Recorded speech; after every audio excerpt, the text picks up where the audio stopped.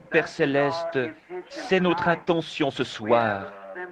Nous nous sommes rassemblés afin de croire, simplement croire, le Seigneur Jésus. Il y a ici ce soir ceux qui sont malades et affligés, et nous avons consacré notre service à la guérison des malades et des corps brisés.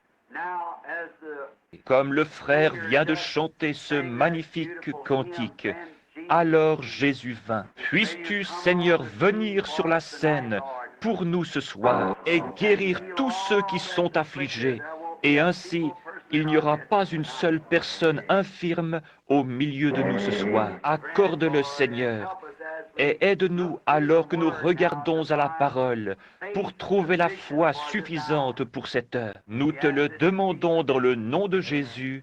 Amen.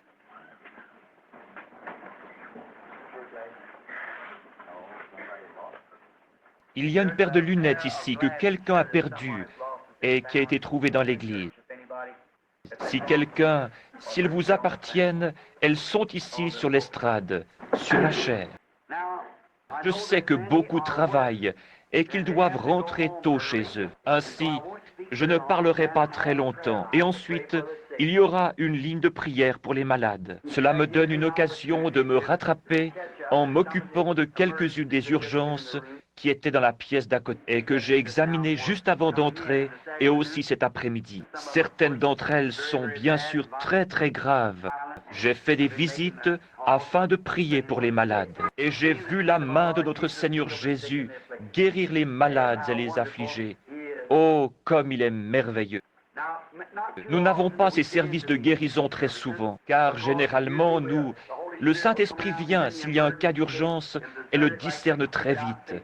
Il le désigne et dit quelque chose à ce sujet. Quant aux autres, peut-être que ce n'est rien de très grave et alors nous les laissons de côté. Je pensais qu'étant ici 2 fois aujourd'hui, il faudrait que nous consacrions un service à la prière pour les malades. Je crois dans la guérison des malades. Je crois que c'est un commandement de la Bible. Nous ne pouvons pas prêcher le plein évangile sans inclure cela. Maintenant, il est possible, je ne sais pas encore, je n'ai pas encore téléphoné à la maison ce soir, mais il est possible que dimanche prochain, je sois de nouveau ici. Et si vous ne recevez rien de notre part cette semaine, si Billy ne vous le fait pas savoir, il le sera dans le courant de la semaine. Si vous n'avez pas de nouvelles, alors nous serons ici de nouveau dimanche prochain. Cela vous donne donc le jour de la fête du travail, voyez-vous, pour vous reposer ou pour retourner chez vous. Ainsi, nous essayerons, si le Seigneur le veut. Eh bien, si vous n'avez pas de nouvelles, je pense que Billy vous enverra une carte, ou alors il vous le dira durant les services, d'une façon ou d'une autre. Ainsi, s'il ne vous appelle pas, alors c'est que je reviens dimanche prochain. Frère Neville, si c'est en ordre que je revienne. Oh, c'est bien. Y a-t-il quelqu'un qui désire savoir ce qui est arrivé à ce petit Collins, ici? Pendant la durée des 7 sauts, les docteurs avaient dit de ce petit garçon qui avait du rhumatisme articulaire aigu, qu'il devait rester couché sur le dos et boire à l'aide d'un tuyau. C'était cela. Le père et la mère l'ont emmené à la maison, l'ont déposé dans la chambre et ont prié pour lui. Et le Seigneur Jésus l'a guéri d'une façon si complète qu'il est retourné à l'école et l'administration les a convoqués à cause de cela. Ils ont alors appelé le spécialiste qui s'occupait de lui et ils ne pouvaient pas croire une telle chose. Ils ont conduit le petit garçon pour un examen et il était parfaitement normal et en bonne santé. Alors Jésus vint et la puissance du tentateur fut brisée. Vous savez, c'est étrange. J'allais demander à quelqu'un de chanter ce cantique ce soir. Et alors que je m'occupais des personnes dans la pièce d'à côté, voici quelqu'un qui le chante ici. Alors Jésus vint. Si on ne l'avait pas chanté, j'aurais demandé à quelqu'un de le faire avant que je ne prenne la parole ce soir. Ainsi, il fait toutes choses parfaitement. Maintenant, beaucoup d'entre vous qui avez une longue distance à parcourir vont attendre jusqu'au matin. Et j'apprécie cet effort. Certains d'entre vous rentreront chez eux ce soir parce qu'ils doivent reprendre le travail demain matin de bonne heure. Et je sais que c'est pénible. Et alors, quand je pense à cela, J'ai aussi des passes, vous savez, où j'ai le cafard. J'arrive à un point où Ce qui me gêne, c'est que j'ai ces moments quand je suis surmené. Et Satan vient me dire, mais personne ne se soucie de toi. Au fond, vois-tu, tu n'as pas un seul ami dans le monde. Et cela, souvenez-vous que je ne suis pas immunisé contre la tentation. Je dois surmonter cela. Alors, quand je regarde en arrière et que je vois quelque chose comme ceci, je le lui mets sous les yeux et je dis, et puis ça, cela m'aide à vaincre. Et puis ça, alors, c'est comme pour un certain de mes amis qui est assis dans la salle ici. Il y a un clan, une sorte de clan qui ne croit pas dans la guérison divine, qui est venu récemment vers ce jeune homme et lui a dit, cette histoire qu'il prêche là-bas au sujet de cette guérison divine, cela ne vaut rien. Cet homme habite dans le Kentucky, tout près d'une vieille dame qui, lorsque nous étions au camp d'Acton, se mourait du cancer. Et sa sœur vint à la réunion ce soir-là avec un mouchoir qu'elle avait pris dans son sac à main. Le Saint-Esprit appela cette dame, je n'avais jamais été dans cette région auparavant, et lui dit qu'elle avait un mouchoir dans son sac à main qu'elle l'avait prise à la maison et que sa sœur se trouvait sur une certaine montagne là-bas, se mourant d'un cancer de l'estomac, et que le docteur avait abandonné son cas. Je lui dis, allez mettre le mouchoir sur cette dame, car ainsi dit le Seigneur, elle vivra. C'est le soir où les voisins pensèrent qu'il y avait là-bas l'armée du salut, lorsque frère Ben y alla. Et ensuite cette dame fut si parfaitement guérie qu'elle peut faire son propre travail et le travail du voisin. Ainsi, ce jeune homme, sachant cela, a dit, « Alors, expliquez son cas. » Ce fut réglé. Expliquez. Vous savez qu'elle avait le cancer. Elle était ici à Louisville et les docteurs qui l'opéraient à ce moment dirent simplement, recousez-la, car on ne peut rien faire. Et maintenant, elle est parfaitement normale et bien portante. Expliquez cela. Ce fut réglé. Vous savez ce que dit la Bible. Et il ne put rien dire de mal, car l'homme qui avait été miraculé était debout au milieu d'eux. C'est là où cela confond Satan, n'est-ce pas? L'homme qui avait été miraculé se trouvait là. Dieu ressuscite-t-il les morts? Ici même se trouve un homme qui fut ressuscité des morts. Dieu guérit-il les malades? Oh, les mains qui pourraient se lever partout. Dieu guérit les malades. Nous savons qu'il est le grand je suis. Pas le grand j'étais ou je serai. Je suis, c'est-à-dire toujours présent, partout, tout le temps, le même hier, aujourd'hui et éternellement.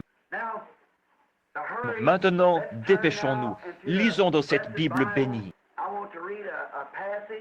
Je désire lire un passage qui avait coutume de me troubler lorsque je le lisais, et je désire avoir une ligne de prière ce soir, et je prierai pour tous ceux qui le désirent. Et maintenant, nous allons lire dans Marc, Marc chapitre 11. Et nous allons commencer à lire vers le verset 22 du chapitre 11 de Marc. Beaucoup d'entre vous connaissent ce passage de l'Écriture, il nous est très familier. C'était le passage auquel je pensais, frère Russell, quand il me parla au sujet de ces écureuils. C'était justement le passage auquel je pensais. Cela a toujours été une énigme pour moi. Il a dit, si vous dites, pas si je dis, si vous dites. Maintenant, lisons. Jésus prit la parole et leur dit, ayez foi en Dieu. Je vous le dis en vérité, si quelqu'un dit à cette montagne, ôte-toi de là et jette-toi dans la mer, et s'il ne doute point en son cœur, mais croit que ce qu'il dit arrive, il le verra s'accomplir. C'est pourquoi je vous dis, tout ce que vous demanderez en priant, croyez que vous l'avez reçu et vous le verrez s'accomplir. Et lorsque vous êtes debout, faisant votre prière, si vous avez quelque chose contre quelqu'un, pardonnez, afin que votre Père, qui est dans les cieux vous pardonne aussi vos offenses. Mais si vous ne pardonnez pas, votre Père qui est dans les cieux ne vous pardonnera pas non plus vos offenses. Ainsi, la foi est basée sur le pardon. Et alors, comme nous l'avons dit ce matin, essayons de placer l'Église là où nous pouvons réellement voir les dons apostoliques agissant au milieu de nous. C'est de cela que nous avons tous faim, et cela se trouve juste à la porte.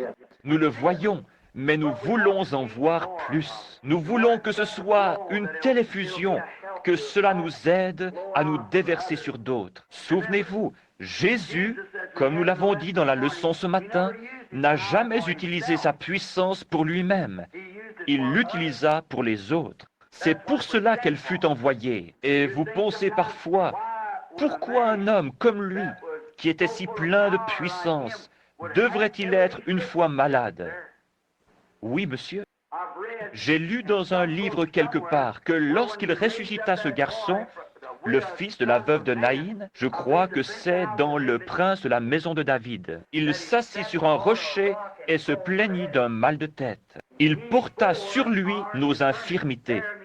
Porter signifie prendre sur lui. Vous voyez, il les porta et il avait toutes choses en... Comme nous, il avait la maladie, il avait les tentations, il avait des ennuis, il avait des frustrations comme nous en avons. Parce qu'il devait être le genre de médiateur parfait. Il devait donc être un participant, le cultivateur du fruit, avant de savoir. La femme au puits et beaucoup d'autres choses, voyez-vous, si nous regardons dans l'Écriture. Je désire dire que je crois toute l'Écriture et que tout son contenu est vrai.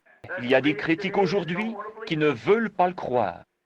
Un critique a dit une fois que lorsque Jésus envoya ses disciples à l'endroit et au carrefour où l'ânon était attaché, il avait arrangé cela d'avance. Voyez-vous, ils ne comprennent pas que c'est Dieu qui l'arrangea d'avance. L'autre jour, Dieu m'a dit au sujet de frère Down, qui est ici, que je lui serrerai de nouveau la main dans la rue.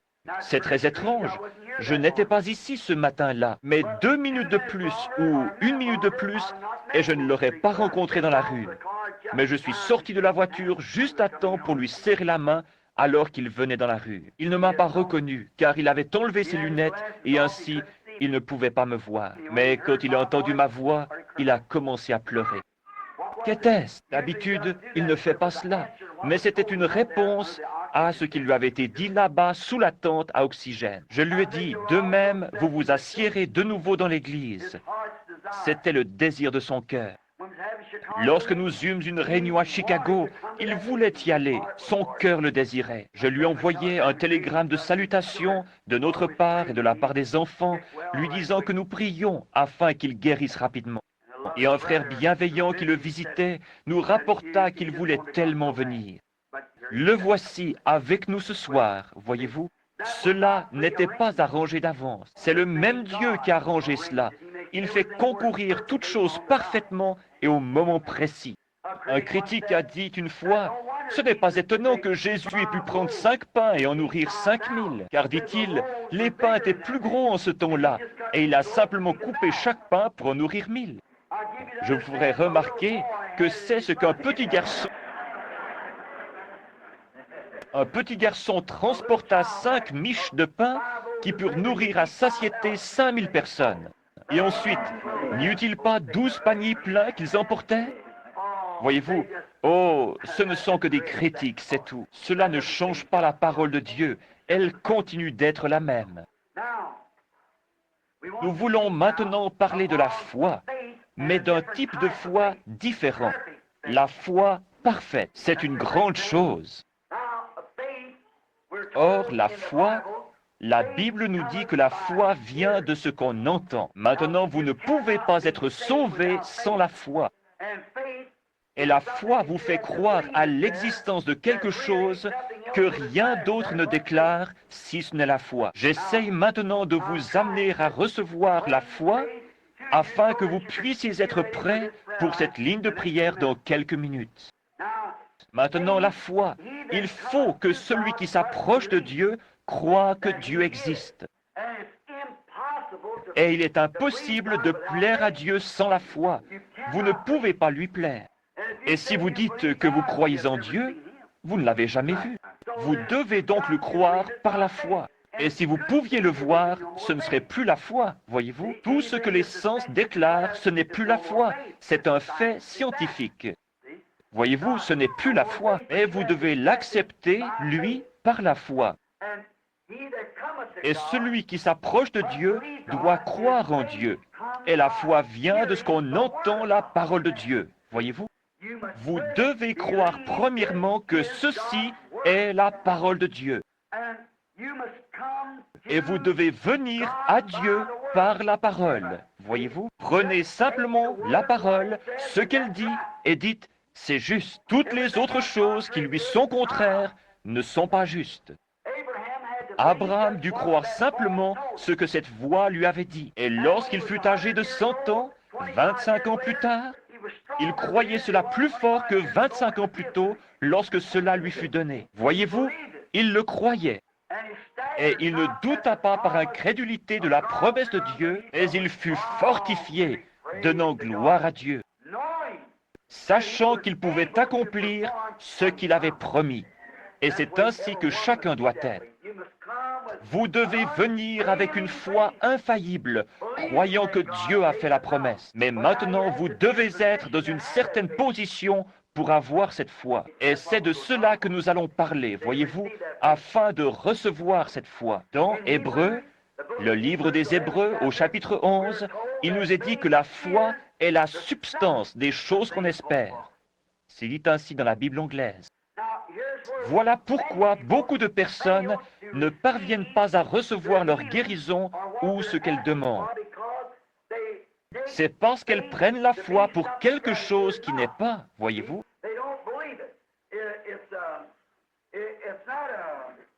Ils ne croient pas cela. Ce n'est pas de l'imagination, c'est une substance réelle. Maintenant, écoutez attentivement. Voyez-vous, ce n'est pas ce que vous imaginez. C'est aussi réel pour vous que ce que n'importe quel autre sens de votre corps vous déclare. C'est aussi réel que si mes yeux déclarent « ceci est un morceau de papier ». C'est aussi réel que de dire que ceci est une lampe. C'est aussi réel que de dire « je sens ma veste ». C'est aussi réel que d'entendre ce bébé là-bas parler ou faire de petits bruits. Voyez-vous, c'est aussi réel que d'entendre de la musique. C'est aussi réel que tout ce que je goûte dans ma bouche. C'est à ce point réel, seulement vous ne pouvez pas le montrer à quelqu'un d'autre. Vous seul l'avez. Amen. C'est à vous. La foi est la substance, pas simplement un mythe. Tellement de personnes viennent. Maintenant, ce sont des leçons vraiment profondes. Je les effleurerai seulement. Ensuite, vous pourrez encore creuser. Notez bien, c'est quelque chose que vous possédez, pas de l'imagination. Si vous l'avez réellement, c'est aussi réel pour vous que n'importe quelle autre chose qu'il puisse y avoir. C'est aussi réel pour vous que de savoir que vous roulez en automobile. Aussi réel pour vous que de savoir que vous êtes assis dans une église. Aussi réel pour vous que d'entendre ma voix. C'est une substance, pas une imagination, pas une émotion, mais c'est quelque chose que vous avez. Et cela vous vient en entendant la parole de Dieu, et cela seul. La foi vient de ce qu'on entend, et de ce qu'on entend la parole de Dieu. Cela fait alors que votre foi n'est pas dans un individu, elle n'est pas dans un homme, elle n'est pas dans une organisation, elle n'est pas dans un groupe de gens. Elle est en Dieu, parce que Dieu est la parole. Votre foi est en Dieu. La foi vient en entendant la parole de Dieu. Alors qu'en Dieu, par sa parole, pas par ce que quelqu'un d'autre a fait, ni par ce que quelqu'un d'autre a dit, mais par ce que la parole de Dieu dit. Il dit que toute parole d'homme soit mensonge et la mienne reconnue pour vraie. Si vous voyez quelqu'un faire quelque chose par une parole, un acte de Dieu, une promesse de Dieu, beaucoup diront, Je peux aussi faire cela. Mais c'est de l'imagination. Et quand ils le font, vous les retrouvez ensuite naufragés quelque part. Cela doit être une substance. Or, c'est potentiellement de la foi. C'est quelque chose qui vous amènerait à la foi. Potentiellement c'en est. C'est comme si vous me demandiez un chêne et que je vous donne un gland. Potentiellement vous avez un chêne, mais il ne s'est pas encore développé. Mais quand il pousse vraiment, c'est un chêne. Et quand vous imaginez que Dieu fait ceci, et quand cela vous est révélé, c'est alors de la foi, une foi parfaite qui ne peut faillir. C'est la raison pour laquelle ces visions sont si extraordinaires pour moi, parce qu'elles ont été reconnues justes chaque fois, voyez-vous. Et je sais qu'il a promis cela. Il a promis cela dans sa parole, et il vient ici et le promet pour ce jour. C'est pourquoi vous savez où vous vous tenez, quand c'est lui qui le dit. Vous voyez? Cela me donne de la foi, parce qu'il ne fait rien qui soit contraire à sa parole écrite, voyez-vous? Si c'était contraire à la parole, je ne pourrais pas avoir foi en cela. Cela nous ramène directement à la parole, voyez-vous? La foi qui vient en entendant la parole de Dieu. Vous devez entendre la parole. La parole de Dieu est cette parole entièrement suffisante. Cette parole est tout ce dont vous avez besoin. La foi est la substance. Et dans Hébreu, nous découvrons ce qu'était la foi et ce que firent ceux qui l'avaient. Il y a souvent des personnes qui ont la foi aujourd'hui et qui demain ne l'ont pas. Et le jour suivant, il y a autre chose. Mais aussitôt que Dieu l'ancre et que vous le voyez, il n'y a plus rien qui pourra vous ébranler. Sans quoi, vous ne faites que tâter, tendre vers cela, présumer. Et présumer signifie se hasarder sans autorité. Vous essayez ceci et vous essayez cela, vous allez de ce côté, vous courez ici et vous courez là. Vous n'avez pas encore la foi. Mais quand, c'est-à-dire ce que nous appelons la foi, excusez-moi, je veux que vous, merci frère, je veux maintenant que vous compreniez ceci. L'Église doit s'élever dans la puissance de Dieu. Nous sommes trop près de la fin maintenant. Je crois que l'Église est en état de recevoir l'enseignement de choses un peu plus profondes et d'en faire sortir un peu de cette soi-disant croyance afin d'entrer dans quelque chose de réel. Voyez-vous? Ce doit être quelque chose que vous savez. Et si vous dites, frère Branham, cela n'est pas la lumière. Pourtant, je sais que c'est la lumière. Comment savez-vous que c'est la lumière? Je la regarde. Mais comment savez-vous que vous ne pourriez pas être dans l'erreur? Ma vue m'a toujours déclaré que cela était la lumière. Voyez-vous? Et c'est la raison pour laquelle je crois ces visions. Cela a toujours été déclaré être la vérité parce que cela vient de la parole. Alors, s'il le dit, c'est réglé. Lorsque c'est déclaré ainsi, il n'y a plus besoin de supposer. Cela va être ainsi. Alors vous entendez que c'est « Ainsi dit le Seigneur », parce que c'est au-delà de la pensée humaine. C'est en haut dans les domaines de la pensée du Seigneur. Et vous êtes ici comme le cep, comme un sarment qui produit le fruit qui est dans le cep. Voyez-vous, Dieu utilise des hommes et uniquement des hommes. Dieu n'utilise pas des machines. Dieu n'utilise pas des groupes d'hommes. Dieu n'utilise pas des organisations. Dieu utilise des individus, toujours. La foi est la substance et par elle, nous comprenons comment toutes ces choses sont faites. Ce n'est pas une imagination, c'est une substance. Et spécialement la foi parfaite. C'est de cela que je parle ce soir. Comment arriver à la foi parfaite? Ce n'est pas une imagination. Il y a des personnes qui viennent et qui disent « Oh, j'ai vraiment la foi. Oh, je l'ai vraiment. » Alors, pourquoi êtes-vous debout ici? Voyez-vous? Vous voyez, vos actions prouvent que vous n'avez pas ce dont vous parlez. Voyez-vous? Si vous avez la foi, alors pourquoi êtes-vous dans la ligne de prière? Voyez-vous? Pourquoi faites-vous ces choses? Voyez-vous, si vous aviez la foi parfaite, vous regarderiez directement à Dieu, vous croiriez et vous vous en iriez. Vous n'auriez pas besoin de venir dans une ligne de prière. Vous n'auriez pas besoin de ces choses, parce que votre foi l'a déjà fait. Voyez-vous? À quoi servirait-il que je dise « Je dois mettre une chemise. Je porte une chemise. Comment savez-vous que vous portez une chemise? Eh bien, je la vois, je la sens et je sais qu'elle est là. C'est à ce point réel lorsque la foi parfaite s'accroche. Vous n'avez rien besoin de plus. C'est déjà fait, vous le savez. Comment le savez-vous? La foi me le dit. C'est cela, voyez-vous. Comprenez-vous maintenant ce que je veux dire au sujet de la foi parfaite? Maintenant, en d'autres termes, je me risque à sortir. Eh bien, j'irai. La Bible dit, appelez les anciens pour qu'ils fassent l'onction d'huile et qu'ils prient pour cela. Je le sais, et j'irai là-bas. Et vous dites, je vais être guéri. Vous voyez, vous le faites par vous-même. Si vous ne faites pas attention, vous allez vous emballer. Et alors que vous passez par là, vous dites, oh, je n'ai pas encore. C'est cela. Vous n'aviez pas la foi. Votre foi véritable le fera à ce moment-là. Votre foi véritable vous le rendra si réel que... Regardez la petite femme avec la perte de sang. Elle dit, si seulement je peux toucher le bord de son vêtement, je serai guérie. Et aussitôt qu'elle le fit, elle dit qu'elle sentit au-dedans d'elle que sa perte de sang s'était arrêtée. Elle le crut réellement. Et quand elle le toucha, pour prouver qu'elle s'était arrêtée, Jésus se retourna et dit, « Qui m'a touché ?» Ceci est la foi parfaite. Et cette même foi parfaite, ce soir, touchera Jésus-Christ comme elle le fit alors. La femme vint avec une foi parfaite à ce moment-là.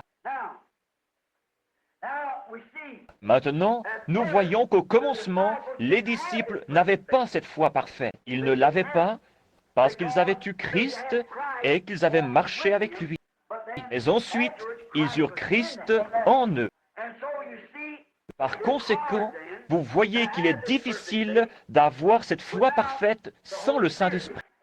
Il doit la susciter, il le fait. Maintenant vous dites, les disciples n'avaient pas la foi parfaite?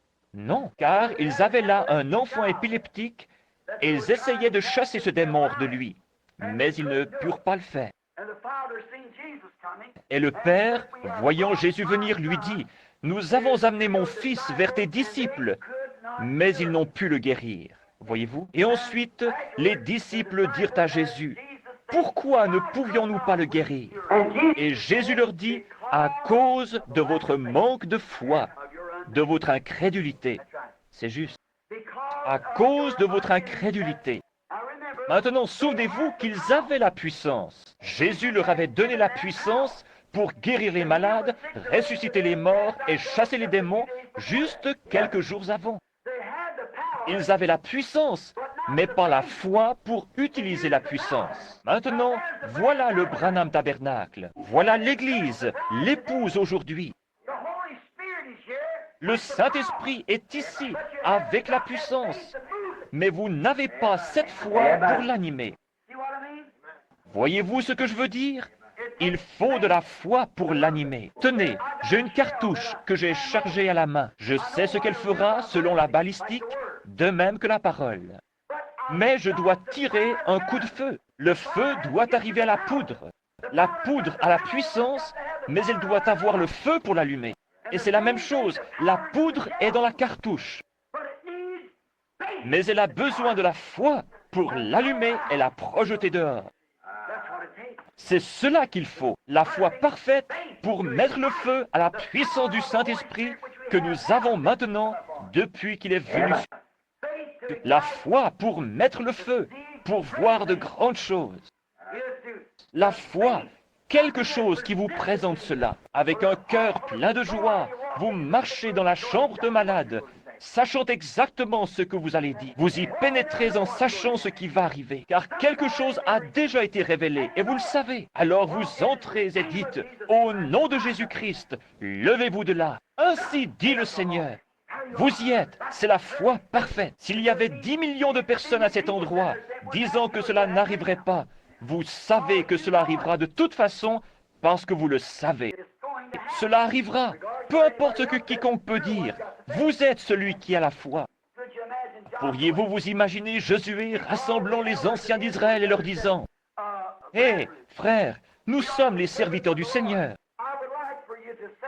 Et j'aimerais que vous lui demandiez s'il serait d'accord de nous donner un peu plus de lumière solaire et de retenir le soleil pendant un petit moment. » Non, il en avait besoin. et sans prière, sans rien, il en avait besoin, et il commanda simplement au soleil. Il dit, arrête-toi là, j'en ai besoin, je suis au service du Seigneur. Et il m'a envoyé ici pour faire ce travail, et je le fais le mieux possible. Et l'ennemi s'est rassemblé, et il est par ici. Si je laisse le soleil descendre, ils se rassembleront et me causeront plus d'ennuis. C'est pourquoi, arrête-toi, et toi lune aussi. Amen. Elle resta là pendant 24 heures. Maintenant, si le monde tourne et qu'il l'ait arrêté et que le soleil soit resté à un endroit sans se déplacer, qu'est-il alors arrivé? Maintenant, si vous ne croyez pas cela, vous devenez un infidèle.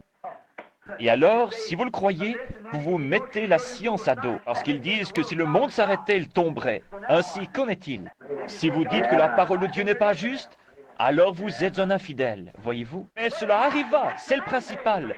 Je n'en connais pas la mécanique, mais cela arriva. Je ne connais pas la mécanique du Saint-Esprit, mais je sais qu'il tomba sur... Je ne peux pas en dire la mécanique, mais j'en connais les bénédictions. Tout ce que je désire connaître, ce sont les bénédictions du Saint-Esprit. Et la mécanique, c'est lui qui l'a fait marcher, c'est son secret. Ce garçon ne put pas être guéri, parce que les disciples avaient la puissance. Jésus leur avait donné la puissance pour guérir toutes sortes de maladies, pour chasser les démons, pour purifier les lépreux et pour ressusciter les morts. Il leur avait donné la puissance, mais ils n'avaient pas la foi pour exploiter la puissance qu'ils avaient. Alors ils questionnèrent Jésus et lui dirent, « Mais pourquoi n'avons-nous pas pu le faire ?» Or, souvenez-vous qu'ils avaient la parole, et la parole était à leur chair. Et la parole leur dit, « Je vous donne la puissance. » Amen. Je vous donne la puissance. Et ils avaient la puissance, mais ils n'avaient pas la foi pour actionner la parole qui était en eux. Voyez-vous ce que je veux dire? Mais Jésus l'avait. Il était la parole et il avait la foi que ce qu'il disait arriverait. Il dit, « Oh, amenez-les ici. Jusqu'à quand vous supporterai-je » Il avait la foi avec sa puissance. Comment l'avait-il? Il dit, « Je ne peux rien faire de moi-même. » Pourquoi? Parce qu'il avait confiance en ce qu'il était. Il avait confiance dans le fait qu'il savait qu'il était la parole. Et il avait foi en Dieu qui avait fait de lui la parole. Il était Dieu, la parole. Et elle était en lui, et cela lui donna la foi parce qu'il comprit sa position. Il savait ce qu'il était, parce que l'Écriture avait dit qu'il était ceci. Chaque passage de l'Écriture s'enchaînait pour prouver qu'il était exactement ce que l'Écriture avait dit qu'il serait. Et il savait ce qu'il était. C'est pourquoi il avait confiance en ce que Dieu avait fait de lui. S'il fit ainsi, alors ne pouvons-nous pas, comme croyants, avoir confiance en ce que Dieu a fait de nous? Voici les signes qui suivront ceux qui auront cru. Il avait foi en ce qu'il était. Et si vous êtes un croyant, vous avez foi en ce que vous êtes. Vous êtes un croyant. Et si vous avez foi en Dieu, la Bible dit, si notre cœur nous condamne, nous ne pouvons pas avoir la foi. Mais si notre cœur ne nous condamne pas, nous avons alors la foi. Nous avons de l'assurance envers Dieu. Si vous voulez le lire, cela se trouve dans Jean 3, 21. J'ai inscrit ici le passage de l'Écriture. Maintenant, remarquez, je veux dire 1 Jean 3, 21. Écoutez, si notre cœur ne nous condamne pas, nous avons de l'assurance devant Dieu. Mais aussi longtemps que vous faites des choses qui sont fausses, vous ne pourrez pas vraiment avoir de l'assurance devant Dieu. Ainsi, voyez-vous, vous saurez automatiquement que vous êtes dans l'erreur. Vous vous remettez automatiquement à la place d'un pécheur si vous savez que vous êtes dans l'erreur. Mais si votre cœur ne vous condamne pas, et si vous savez que vous êtes un croyant et qu'il n'y a rien entre vous et Dieu, vous pouvez demander ce que vous voulez, sachant que cela vous sera donné, parce que c'est la parole qui vous est donnée, comme elle le fut à ses disciples. Alors, la seule chose que vous devez faire, c'est d'avoir foi en ce que vous êtes. Ayez foi dans ce que la parole dit que vous êtes. Jésus avait foi dans la parole de Dieu qui disait ce qu'il était. Il est écrit de moi. David, dans les psaumes, les prophètes et tous les autres, n'ont-ils pas parlé de lui? Je suis le pain de vie qui vient de Dieu et qui est descendu du ciel. Amen. Je suis cet arbre de vie du jardin d'Éden. Je suis toutes ces choses. Je suis celui qui suis. Il savait, avec cette foi parfaite, qu'il était le Messie oint et que l'Esprit de Dieu était sur lui. Il dit, de moi-même, je ne peux rien faire, mais c'est ma foi en Dieu. Dieu était en lui, la parole rendue manifeste. Et quand la parole de Dieu vient en vous, elle est rendue manifeste, car vous êtes un croyant, voyez-vous? Et un croyant, c'est la foi de Dieu agissant en vous. Vous aimez ça? J'aime j'aime enseigner ce qu'est réellement la foi. Il savait qui il était. Et sans l'ombre d'un doute, il savait qu'il était le Fils de Dieu. Il le savait. Car la parole identifiait, la parole de Dieu identifiait qui il était. Il dit, si je ne fais pas les œuvres de mon Père, alors ne me croyez pas. Si je ne fais pas ces œuvres-là, ne me croyez pas. Mais si je les fais, alors croyez en elles, car elles sont la manifestation de la parole qui avait été promise. Oh, si seulement vous pouviez vous éveiller à cela une minute. Vous voyez, la parole elle-même identifiait qui il était. Et il dit, qui de vous me convaincra de péché? En d'autres termes, qui peut me montrer que ma vie et mes œuvres n'accomplissent pas exactement ce qu'on attend du Messie? Personne ne put rien dire, car c'est ce qu'il était. Il avait alors la foi pour croire que tout ce qu'il dirait s'accomplirait. Ensuite, il se retourna et dit, les œuvres que je fais, vous les ferez aussi. Encore un peu de temps, et le monde ne me verra plus. Mais vous, vous me verrez, parce que je serai avec vous et même en vous. Ne vous inquiétez pas de ce que vous direz, car ce n'est pas vous qui parlerez, c'est votre Père qui habite en vous, qui parlera. Et ce n'est pas moi, c'est le Père qui demeure en moi qui accomplit les œuvres. Voyez-vous ce que je veux dire? L'identification d'un chrétien de l'Écriture, ce sont ces mots que Jésus prononça. Ces signes suivront ceux qui auront cru.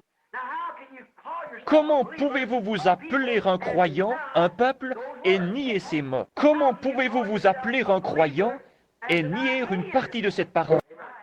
Vous ne pouvez pas le faire. Vous n'êtes pas un croyant. C'est pourquoi ces signes ne peuvent pas vous suivre. Car vous acceptez et croyez seulement ce que vous voulez, et le reste, vous ne le croyez pas. Mais vous devez prendre le tout et le croire. Et lorsque vous croirez vraiment, pas soi-disant croire, mais réellement croire, alors ces signes suivront ceux qui auront cru. Oh, pourriez-vous comparer un chrétien d'aujourd'hui avec ces chrétiens d'antan? Voyez combien ces disciples marchaient dans la puissance de l'Esprit, poussés par le Saint-Esprit, tel un prisonnier, comme je l'ai prêché l'autre soir, un prisonnier de la parole et de la volonté de Dieu. Il ne pouvait même pas bouger avant que Dieu ne le pousse à le faire. N'aimeriez-vous pas voir une telle église se lever? Elle le fera. Nous retournons à cela. Cela doit arriver. C'est vrai. C'est en route maintenant, je crois. Car la parole l'a identifié, a identifié ce qu'il était. Et la même parole nous identifie. Voyez-vous? Si un homme m'aime, il gardera mes commandements. S'il dit qu'il m'aime et qu'il ne garde pas chacun de mes commandements, c'est un menteur et la vérité n'est même pas en lui. Vous dites, je ne crois pas tout. Alors, c'est que vous n'êtes qu'un incroyant, c'est tout. Si la Bible dit, alors c'est juste. Et c'est ainsi pour l'éternité. Ce que la Bible dit, c'est la vérité. Remarquez ce qu'il nous a dit. Si vous demeurez en moi et que ma parole demeure en vous. Jean 15. Si vous demeurez en moi, si vous avez foi en lui, si vous demeurez en moi et que ma parole demeure en vous, alors vous demandez ce que vous voulez. Vous voyez, il savait qui il était. C'est pourquoi il avait la foi. La foi put produire lorsqu'il sut ce qu'il était. Si vous demeurez en moi et que ma parole demeure en vous, alors vous savez qui vous êtes. Demandez ce que vous voudrez et cela vous sera accordé. Ne serait-ce pas merveilleux ce soir si tous ceux qui viennent dans cette ligne de prière disaient « Je suis un chrétien. Rien ne me condamne. Je sais que mon cœur ne me condamne pas. Quelque chose me dit que ce soir, c'est la fin de ma souffrance. Si vous croyez, vous repartirez d'ici avec quelque chose. Peu importe avec quelle émotion vous venez ou ce que vous faites, cela ne marchera pas avant que cette foi parfaite ne soit manifestée et identifiée en vous comme une substance. Et lorsqu'elle est là, rien ne peut plus vous ébranler et vous en détacher. Si vous aviez le cancer et que le docteur vous ait dit hier que vous alliez mourir avant lundi matin, votre cœur est atteint, vous ne pouvez plus respirer, le cancer vous a rongé complètement, votre circulation sanguine s'est entièrement transformée en cancer, quel que soit votre état, et que quelque chose vienne avec la substance de cette foi véritable, que la foi parfaite devienne une substance en vous, vous ririez au nez de ce docteur. Vous seriez comme le vieil Élie, lorsqu'il marchait devant l'idole et disait « Pourquoi n'appelez-vous pas un peu plus fort? Peut-être qu'il est occupé. » Il savait ce qu'il allait faire, car Dieu lui avait dit ce qui allait arriver. Il dit que le Dieu qui répondra par le feu soit Dieu. Ils dirent, nous acceptons cette proposition. Et ils versèrent de l'eau sur les autels, ils se firent des incisions et firent tout le reste. Ils appelèrent, ô Baal, réponds-nous. Élie était aussi calme que possible. Il dit, appelez un peu plus fort, il est peut-être occupé. Il est peut-être à la pêche. Il fait peut-être quelque chose d'autre, vous voyez. Il est parti quelque part. Il se moqua d'eux parce qu'il savait que cela allait arriver. Oh, regardez ce qu'il fit lorsque tout fut en ordre. Il alla là-bas et dit, Éternel, Dieu d'Abraham, d'Isaac et d'Israël. Il n'utilisa pas le nom de Jacob, filou. Il l'appela Israël, prince avec Dieu. Éternel, Dieu d'Abraham, d'Isaac et de ce prince Jacob. Que l'on sache aujourd'hui que je suis ton serviteur et que j'ai fait ceci non selon mon désir, ni de moi-même, mais sur ton ordre, selon ta volonté, et que c'est toi qui m'as dit ce qu'il fallait faire. Tu m'as montré que ces choses seraient ici. Maintenant, j'ai versé l'eau sur l'autel. J'ai fait toutes ces choses selon ton commandement. Maintenant que cela se sache. Et quand il eut dit cela, le feu tomba des cieux. Il avait confiance qu'il tomberait parce qu'il avait la substance. Pourquoi? Parce que la parole l'avait dit. La Bible est la même parole de Dieu. Et quand vous pouvez recevoir la substance, ce qui est la foi parfaite, la substance que cette promesse faite par Dieu vous appartient, comment vous sentez-vous, frère Branham, quand vous êtes là, debout, et que vous voyez venir des personnes parlant dans différentes langues? Avez-vous peur? Non, monsieur, non. C'est lui qui l'a dit. Je n'ai encore jamais eu peur, parce que c'est lui qui me l'a dit.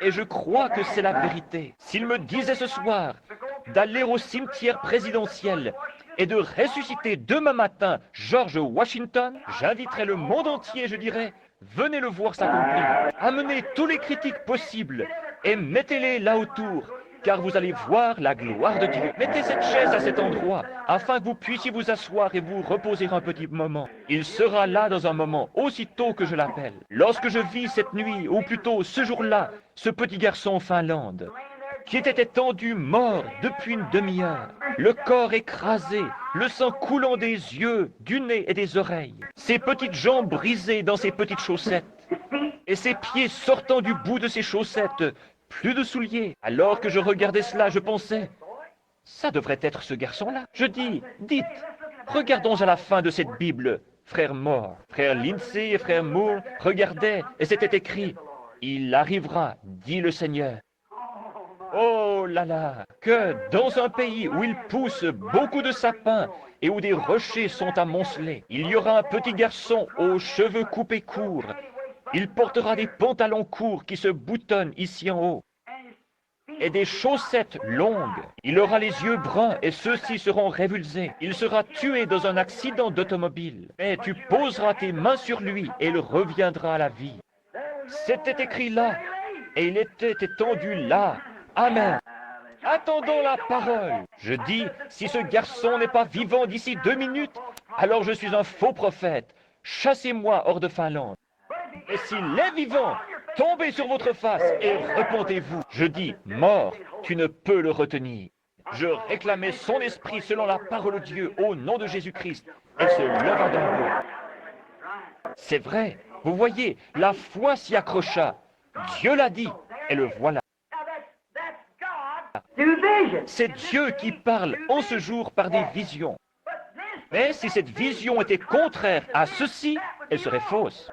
Ceci est plus que la vision. Si une vision est contraire à la parole, abandonnez-la. Elle n'est pas de Dieu. Dieu ne contredit pas sa propre parole. Ainsi, si cette parole vous dit quelque chose, alors vous pouvez avoir la même confiance que cela va arriver. Il n'y a rien. Si elle dit, ils imposeront les mains aux malades et ils seront guéris. Eh bien, frère, si cette foi parfaite s'y accroche, lorsque vous aurez passé par cette ligne de prière, vous sauterez en partant d'ici et crierez « C'est terminé, c'est terminé, c'est entièrement terminé, c'est fini !» Si vous aviez une requête dans votre cœur et que vous croyez que la prière qui a été faite pour cela sera exaucée, vous n'avez rien à discuter, car c'est ce qui va arriver. Comme pour la femme avec une perte de sang. Jésus avait la foi parfaite, il l'avait, et elle vint parce qu'il était la parole.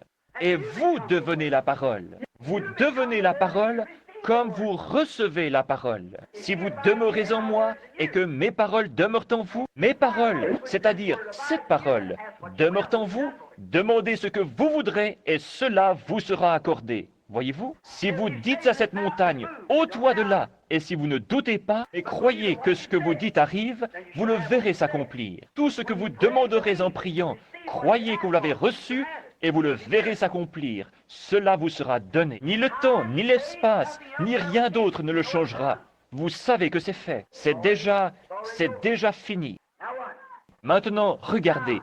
Il nous a dit, si vous demeurez en moi et que ma parole demeure en vous, ici dans Jean, demandez ce que vous voudrez et cela vous sera accordé.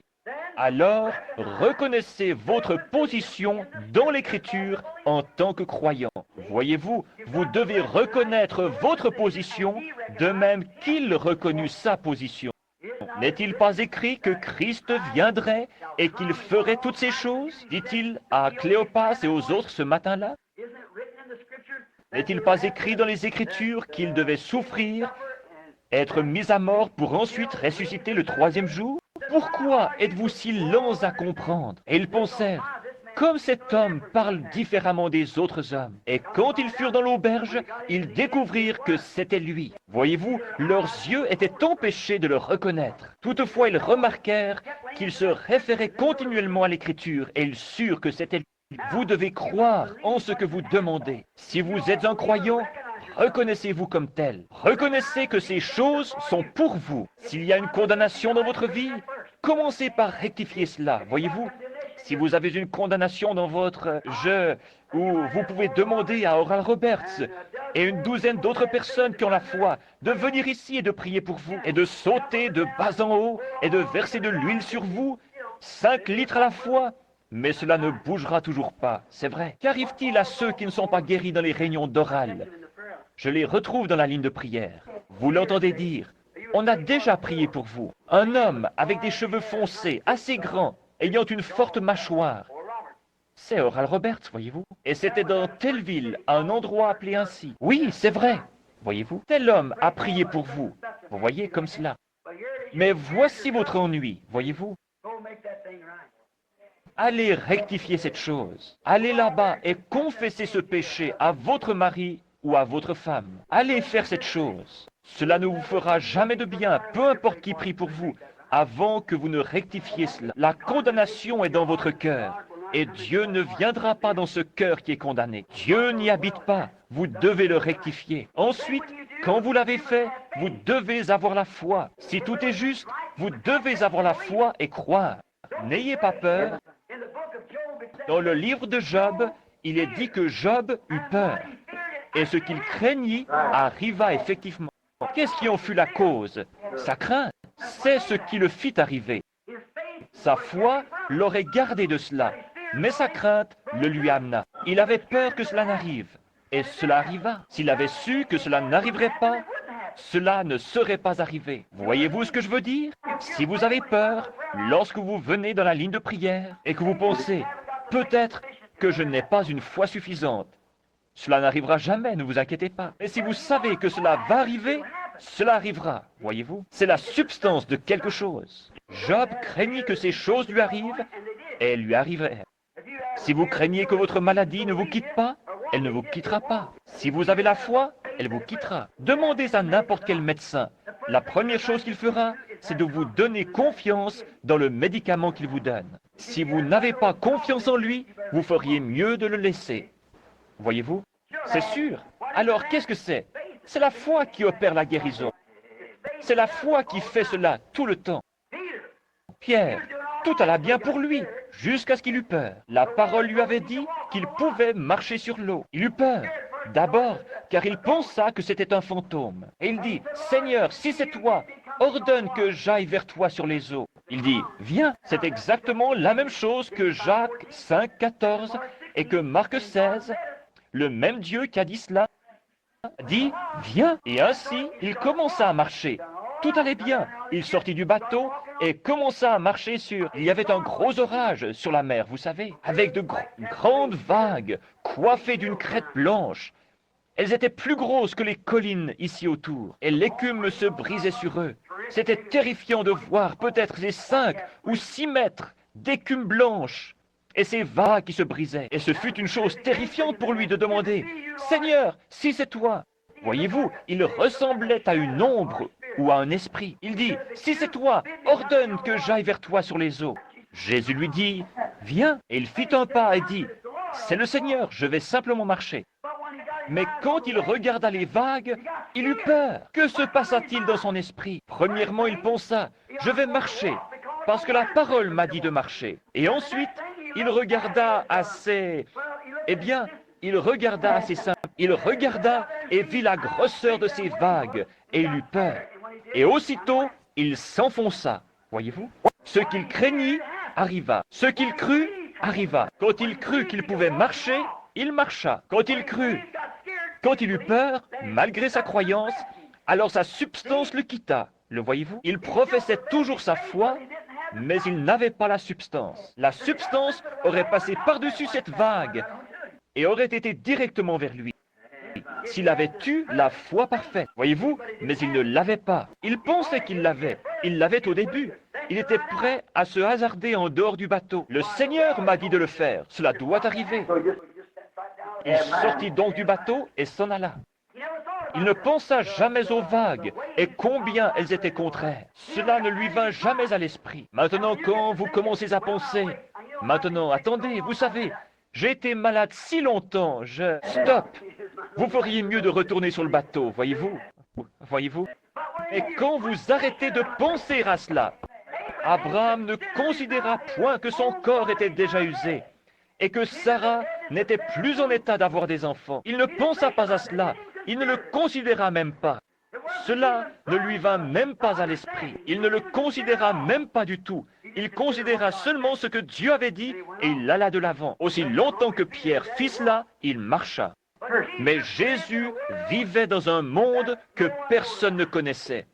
Il était une personne étrange. Il vivait dans un monde de foi parfaite, dans le Dieu parfait dans lequel il était. Si nous vivions comme des chrétiens, avec une foi parfaite, nous serions des mystiques pour le monde. Les gens ne vous comprendraient pas.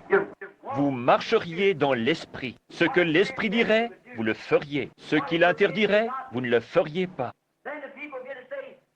Alors les gens commenceraient à dire, vous seriez une personne mystique pour eux. C'est ainsi pour tous les croyants. Ils sont des mystiques. Les gens ne comprennent pas parce qu'ils vivent dans un monde à eux. Jésus vivait dans un monde que personne d'autre ne pouvait toucher. Les disciples ne pouvaient pas le comprendre. Quand il leur parlait, il disait ensuite, « Tu parles par énigme. Nous ne comprenons pas ceci. Comment cela peut-il être? » Voyez-vous, il n'était pas dans le monde dans lequel il vivait. Il ne pouvait pas le comprendre. Personne ne pouvait le comprendre. Ainsi, quand un homme vit par la foi et marche par la foi, je veux dire la foi en tant que substance, il est isolé du monde entier et devient une nouvelle créature en Christ. Maintenant, vous arrivez dans la matière pour l'épouse. Voyez-vous, maintenant vous arrivez dans la condition nécessaire pour l'enlèvement. Cela veut dire que chacun d'entre nous, pas seulement le pasteur, les diacres ou les administrateurs, mais aussi les laïcs, chaque individu marche dans un monde avec Dieu seul. Vous êtes baptisés dans ce royaume et il n'y a personne là si ce n'est vous et Dieu. Voyez-vous, il donne les ordres et vous les exécutez. Quoi qu'ils disent, il n'y a nulle part l'ombre d'un doute. Vous continuez votre marche. Si le Seigneur dit ceci, il n'y a personne au monde qui puisse vous en dissuader. Vous continuez à avancer de la même façon. Maintenant, vous arrivez à cette foi parfaite, une parfaite perfection qui ne peut faillir. Cette foi-là ne faillit jamais. Oui, il était un mystique pour eux, avec sa foi parfaite. Et c'est comme ça maintenant. Ceux qui ont la foi parfaite sont des mystiques pour les autres. La Bible nous enseigne de résister au diable et il fuira loin de nous. Lui résister, c'est simplement le repousser. Lui résister, c'est vous éloigner de lui. Si Dieu vous a dit une certaine chose, peu importe ce que le diable essaie de vous dire, vous ne l'écoutez même pas. Vos oreilles sont sourdes à tout, sauf à ce que l'Esprit dit. Voyez-vous, que celui qui a des oreilles entende ce que l'Esprit dit aux églises. Celui qui possède un poste d'écoute capte ce que l'Esprit dit aux églises. Voyez-vous, ce que Satan dit, je ne peux pas, cela n'a rien à voir. Si vous enseignez cela, la dénomination vous jettera dehors. Cela n'a rien à voir, il continue à avancer de la même façon. Que celui qui a des oreilles entende ce que l'Esprit dit aux églises. Vous savez qu'il est constamment dit dans la Bible que celui qui a la foi, que celui qui a des oreilles pour entendre, entende, voyez-vous. Que celui qui a de l'intelligence calcule le nombre de la bête. Toutes ces différentes choses. Que celui qui a le dise aux autres, afin qu'ils puissent en avoir. Et c'est de la foi que nous parlons maintenant. La foi que vous devez avoir, cette foi parfaite. Cette foi qui dit oui, il n'y a rien qui puisse dire non lorsque Dieu dit oui. Voyez-vous, quand il dit oui, c'est oui, et rien ne peut vous l'enlever. Avec sa foi parfaite, il était très étrange, et le diable ne resta pas autour de lui très longtemps. Nous avons eu cela dans la leçon ce matin. Lorsqu'il vint en bluffant avec sa grande conception intellectuelle pour narguer Jésus, il découvrit qu'il avait touché une ligne de courant de 10 000 volts. Et cela le jeta de nouveau en arrière. Oui, monsieur. Et il dit, il est écrit, l'homme ne vivra pas de pain seulement. Il reçut alors un choc. Il revint un peu plus doucement la fois suivante lorsqu'il dit, tu es un grand homme, tu peux te mettre ici en haut et être quelqu'un. Il dit, arrière de moi, Satan. Oh là là, ce qu'il rencontra. Et tu ne tenteras point le Seigneur ton Dieu. Voyez-vous, il prouva à Satan qu'il était le Seigneur Dieu, car il est écrit, tu ne tenteras point. Si Satan n'avait pas reconnu que c'était le Seigneur Dieu, il aurait dit, attends une minute, tu n'es pas cette personne. Mais il savait faire mieux que de dire cela à Jésus. Il savait sur quel terrain se tenir. Jésus dit, tu ne tenteras pas le Seigneur ton Dieu. Et c'est ce qu'il était. Et Satan savait faire mieux que de dire cela, car les œuvres de Jésus avaient déjà prouvé qu'il était le Seigneur ton Dieu. Notez bien, voici un autre point. La foi parfaite a la maîtrise de toutes les circonstances. La foi parfaite maîtrise toutes les circonstances. Peu importe ce que c'est, elle le maîtrise. Maintenant, observez, quand vous croyez quelque chose, ou que vous faites quelque chose, et que vous avez foi en ce que vous faites, peu importe ce que sont les circonstances, elles n'ont rien à voir avec cela. Voyez-vous, elle maîtrise ces circonstances. Si c'est dans une chambre de malade, et que le Seigneur ait révélé que cette certaine chose va arriver, vous le dites et vous allez de l'avant. Oh, est-ce que... Ne posez pas de questions. C'est déjà fini, allez de l'avant. Voyez-vous, elle maîtrise toutes les circonstances. Eh bien, si vous faites ceci, un tel va faire cela. Voyez-vous, elle a déjà maîtrisé cela. Voyez-vous, la foi croit que Dieu le mènera à bien. Je ne sais pas comment il le fera, mais il le fera de toute façon. Voyez-vous, elle maîtrise toutes les circonstances.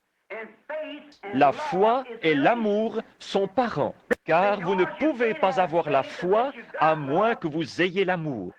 Parce que votre foi est dans un Dieu qui est l'essence même de l'amour. La foi et l'amour travaillent ensemble. Tenez, c'est comme pour un jeune couple. Vous prenez un jeune homme et une jeune fille qui tombent amoureux l'un de l'autre. Alors qu'ils vont de l'avant et qu'ils commencent à mieux se connaître, leurs cœurs commencent à battre à l'unisson. Voyez-vous, pourtant, ils ne sont pas encore mariés femmes, mais leur amour les lie et ils ont confiance l'un dans l'autre. Maintenant, s'ils s'aiment vraiment, et si vous savez que cette fille vous aime, et si elle sait que vous l'aimez, vous avez confiance, vous avez foi l'un dans l'autre. Vous avez foi l'un dans l'autre. Si vous ne l'avez pas, vous feriez mieux de ne pas vous marier, voyez-vous. Vous devez donc avoir foi. Et si vous les séparez et que vous en mettiez un à l'extrême sud et l'autre à l'extrême nord, ils auraient toujours cet amour l'un pour l'autre où qu'ils se trouvent. Ils sont aussi fidèles l'un à l'autre que possible parce qu'ils s'aiment. Et si vous aimez le Seigneur, pas seulement pour échapper à l'enfer, mais si vous aimez le Seigneur, alors vous avez foi en Dieu. Voyez-vous, si vous l'aimez vraiment.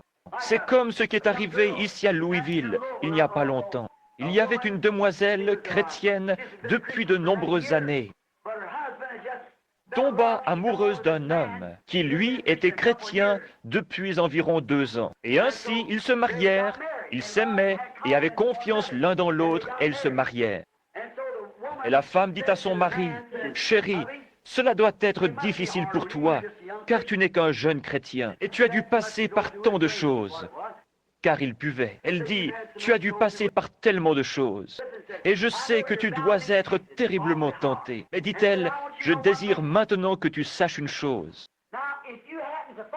Si tu tombes, si tu as une tentation et que tu y succombes, ne reste pas loin de la maison, mais reviens. Reviens ici, parce que je serai ici même à t'attendre.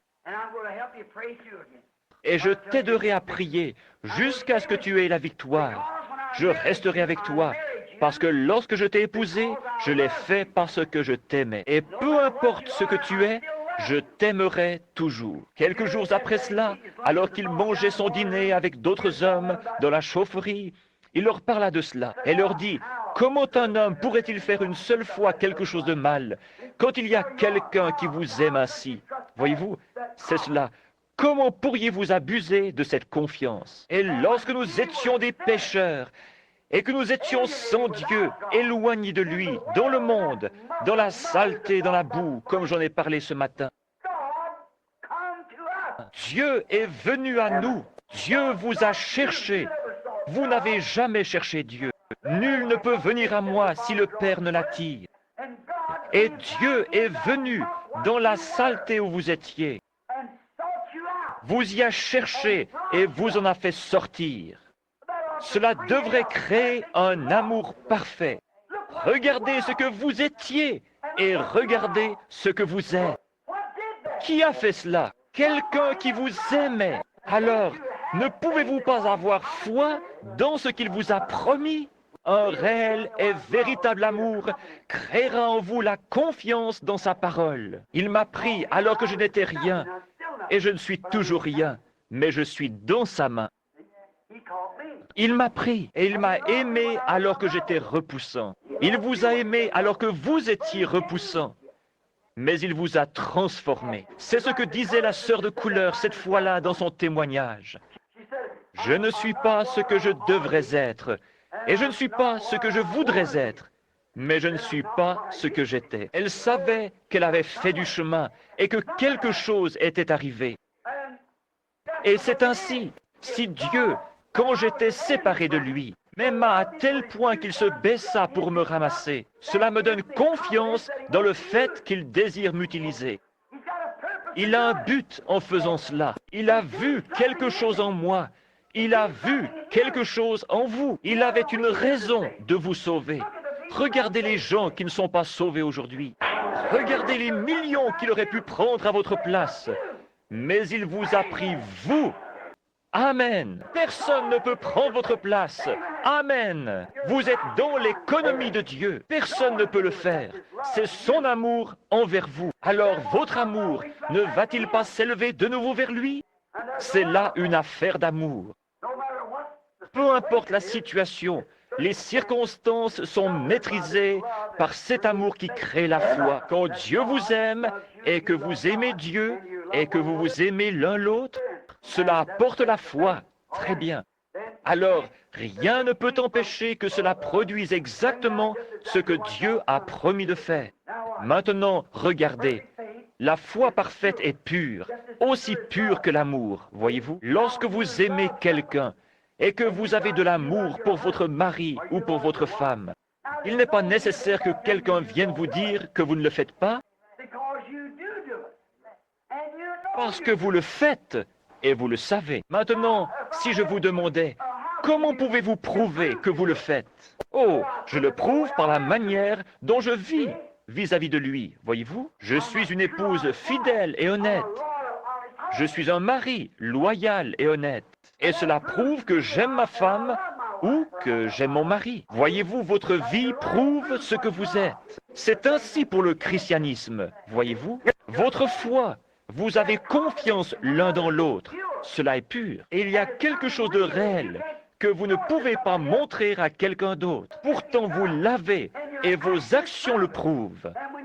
Et quand vous avez une foi pure et sans mélange, pareil à l'amour que vous avez pour votre compagnon, alors vous le prouvez par la façon dont vous agissez. Vous ne vous plaignez plus car vous savez que c'est accompli et vous allez simplement de l'avant. Peu importe à quoi ressemblent les choses ou ce que quiconque dit, vous savez ce qui est arrivé. Vous savez que c'est fini, tout autant que vous savez que vous aimez votre mari, tout autant que vous savez que vous aimez. Voyez-vous, l'amour et la foi doivent aller ensemble. Ils sont parents, ils aiment. L'amour produit la foi. Lorsque Satan nous tente, nous devons lui résister avec une foi parfaite, dans une parole parfaite, comme le fit Jésus. La parole de Dieu est parfaite. Nous devons avoir une foi parfaite dans cette parole parfaite et résister à Satan. Maintenant, dépêchons-nous et allons aussi vite que possible. Par sa foi, dans sa parole, il est vainqueur. Nous pouvons tout vaincre, à la fois la mort, l'enfer et la tombe. Nous savons que Dieu est Dieu et que par une foi parfaite, dans une parole de Dieu parfaite, il vainquit tout ce qui entra en contact avec lui. La mort ne pouvait même pas tenir en sa présence. La maladie ne pouvait pas tenir en sa présence. De lui coulait comme des rivières de vertu, et cela coulait constamment. La vertu sortait de son vêtement. Ces gens se couchaient dans son ombre et s'avançaient pour toucher de leurs doigts son vêtement. Et ils étaient guéris. Après que cette femme eut fait cela, tout le monde voulut toucher son vêtement, parce qu'ils avaient vu que de lui sortait constamment de la vertu qui coulait comme des rivières. Il était là, marchant dans un monde avec la foi parfaite, parce qu'il était la parole. Et maintenant, si vous demeurez en moi, au travers de lui, il vous apporta la parole, et que mes paroles demeurent en vous, alors marchez de la même manière. Des vertus coulant de vous, les rivières des fontaines de bénédiction de Dieu se déversant sur les gens. Voyez-vous ce que je veux dire?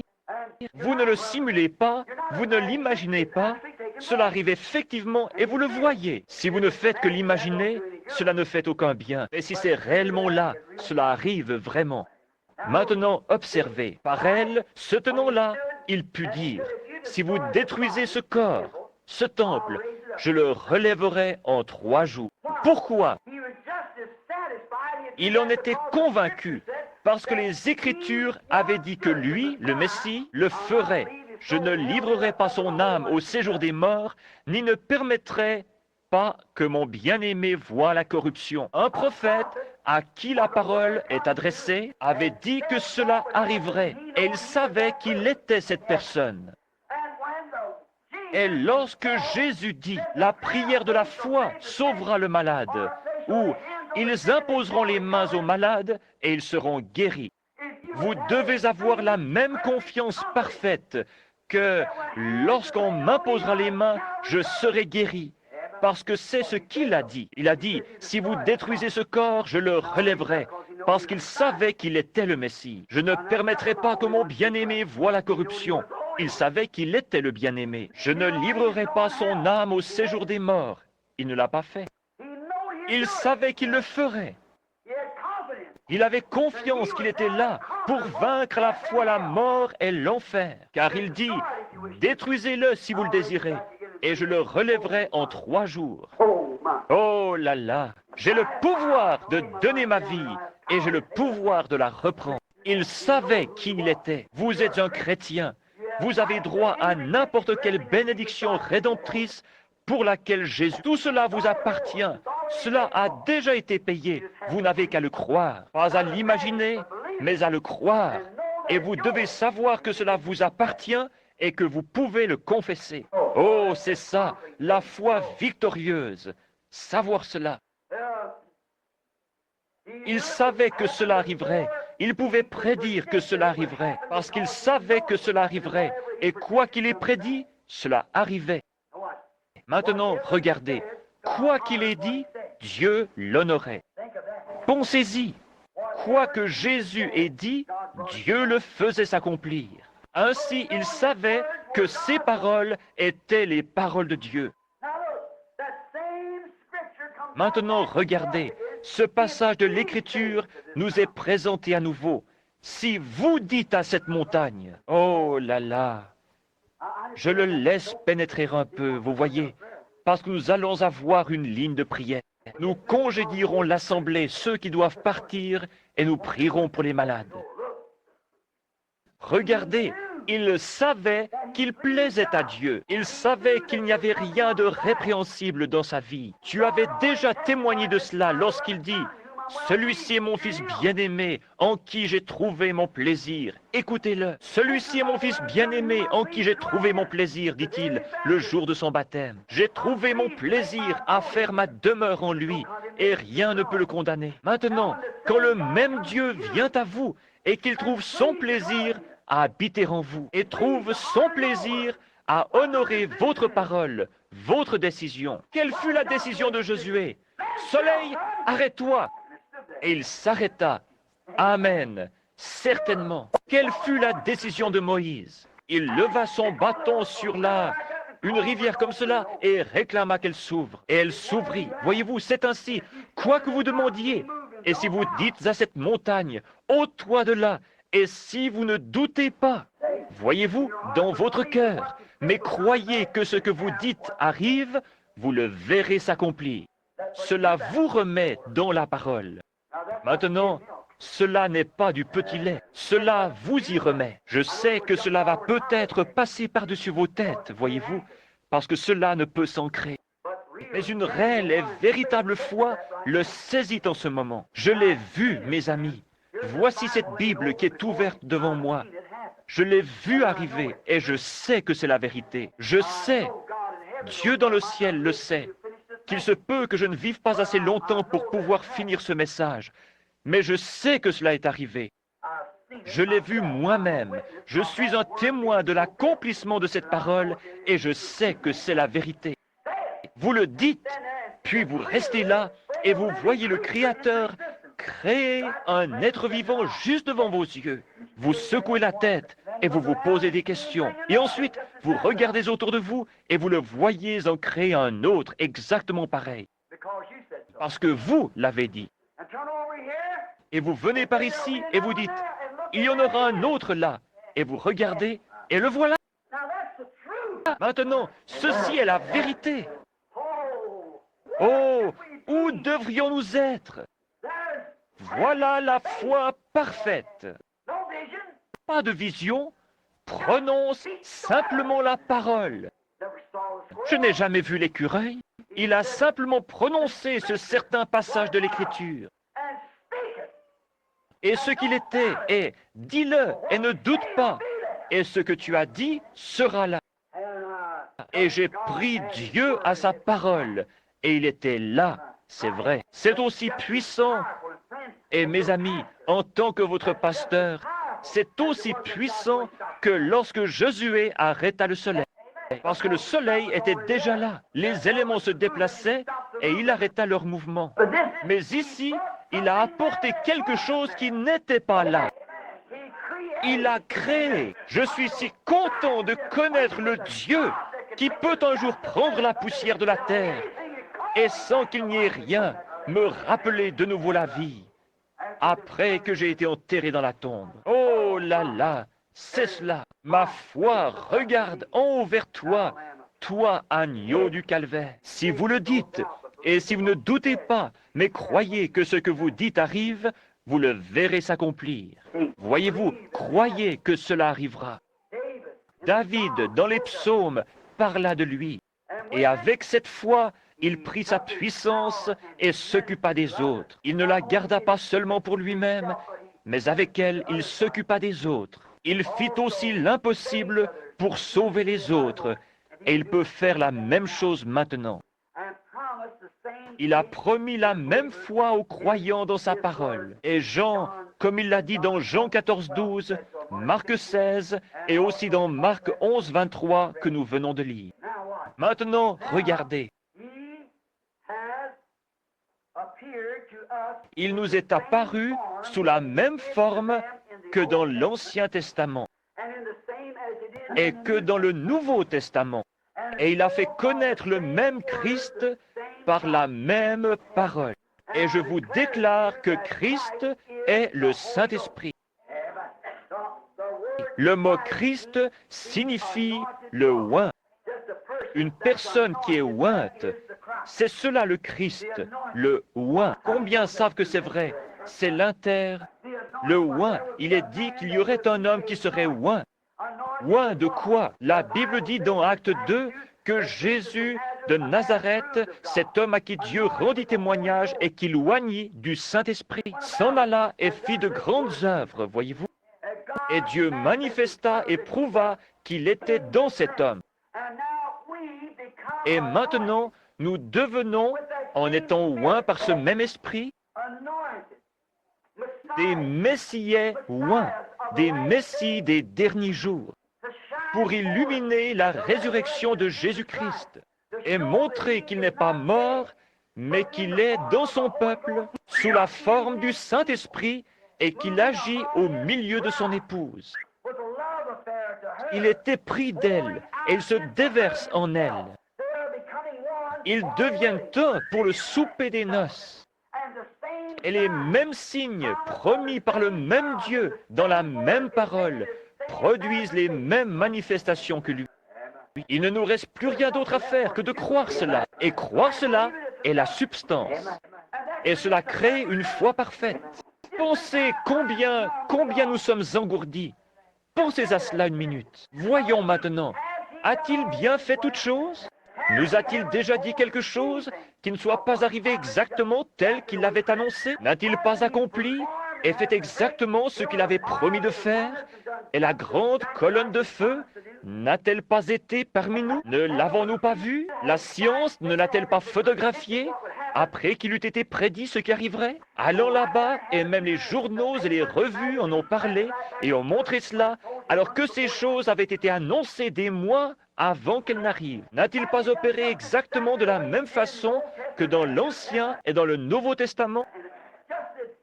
Et c'est exactement le même Saint-Esprit vient et discerne, et la parole de Dieu est vivante et plus pénétrante qu'une épée à deux tranchants. Elle discerne les pensées et les intentions du cœur. N'est-ce pas vrai? Cela n'est-il pas le même Dieu? Et ce même Dieu n'est pas un étranger se trouvant dans un autre endroit. Il est ici et il fait ceci pour créer une foi parfaite. Je le sens. Je sais qu'il est ici maintenant. Je sais que son esprit est ici. Je sais qu'il sait toutes choses. Amen. Et je sais qu'il veut faire quelque chose. Il est en train de faire quelque chose afin de créer cette perfection dans la foi. Allons-nous entrer dans l'éternité avec 8 âmes sauvées, comme ce fut le cas au jour de Noé? Allons-nous être 3 comme Lot lorsqu'il sortit de Sodome? Allons-nous être 6 croyants comme au jour de Jean-Baptiste? Croyons, car ses œuvres sont parfaites. Elles sont manifestées chaque jour parfaitement devant nous, nous montrant qu'il est la parole, la parole. Hébreux chapitre 4 dit, la parole de Dieu est plus pénétrante qu'aucune épée à 2 tranchants, et elle discerne même les pensées et les intentions du cœur. Pensez à cela. La parole de Dieu est cela. Elle discerne les intentions du cœur, car la parole de Dieu est vivante et opérante et plus pénétrante qu'aucune épée à deux tranchants, atteignant jusqu'à la division de l'âme et de l'esprit, des jointures et des moelles. Et elle discerne les pensées et les intentions du cœur. La parole faite chair. Alléluia! La parole opérant dans la chair humaine, par des signes physiques, par des signes matériels, par des signes scripturaires, parfaitement, pour vous amener à une foi parfaite, pour un enlèvement parfait. Pourquoi ne pouvons-nous pas le regarder? Ce n'est pas un mystique. Le diable a mis toutes les choses du monde devant vous pour essayer de vous faire, pour vous empêcher de croire cela. Il interviendra dans une réunion et il essaiera de jeter tout ce qu'il peut devant vous. Débarrassez-vous-en. La Bible dit, levez-vous et secouez-vous. Pincez-vous. Son esprit est ici. Il vous connaît. Vous avez une chose à faire, c'est de croire cela, d'accepter cela. Il vous connaît. Le croyez-vous? Il sait ce qu'il y a en vous. Il sait ce que vous êtes. Il sait ce que vous désirez. Il sait de quoi vous avez besoin. Jim, crois-tu qu'il sache ce qu'a ce bébé? Vous avez pris sa température avant de partir, et il avait 40. Croyez-vous qu'il le guérira? C'est venu sur lui aujourd'hui. Il est tombé malade, mais cela le quittera. Je viens de regarder par ici et j'ai vu ce qu'ils ont fait avant de quitter la maison. C'est vrai. Madame Little, croyez-vous que Dieu vous donnera la victoire sur ce diabète? Il y a une dame qui est assise à côté de vous. Je ne vous connais pas, mais l'esprit est sur elle. Ce qui la tracasse, c'est qu'elle a un enfant qui doit être opéré d'un œil. Elle est de Chicago. Vivante, opérante, plus qu'aucune épée à deux tranchants, elle discerne.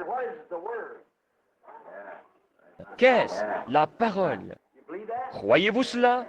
Certainement. Il y a une dame qui est assise juste là, dans la rangée suivante. Vous venez d'être opéré de l'œil, et cela n'a pas trop bien réussi. Mais si vous le croyez, cela ira bien pour vous. Le croyez-vous? Très bien. Vous pensiez à cela. Madame Peckinpah, ce n'est pas pour vous, c'est pour ce petit-fils qui est assis ici. Vous priez pour cela. Mais croyez-vous que Dieu le guérira? Vous croyez que Dieu peut me dire ce qui ne va pas pour lui? Les docteurs ne le savent pas. Non, c'est vrai. Ses poumons sont congestionnés, c'est vrai. Il a une maladie du sang, c'est correct. Vous êtes un peu troublé au sujet de le laisser aller à l'école ou non.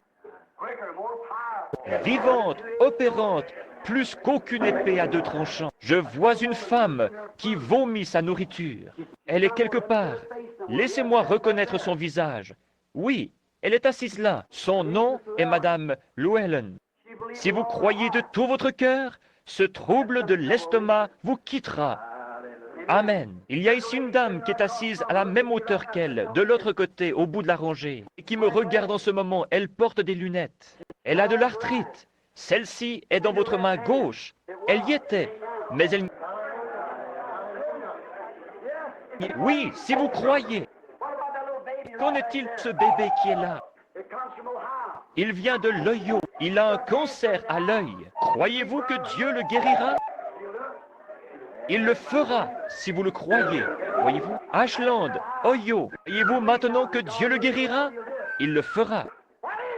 Qu'est-ce? Opérante, vivante, plus qu'aucune. La dame qui est ici, quelque chose l'a frappée.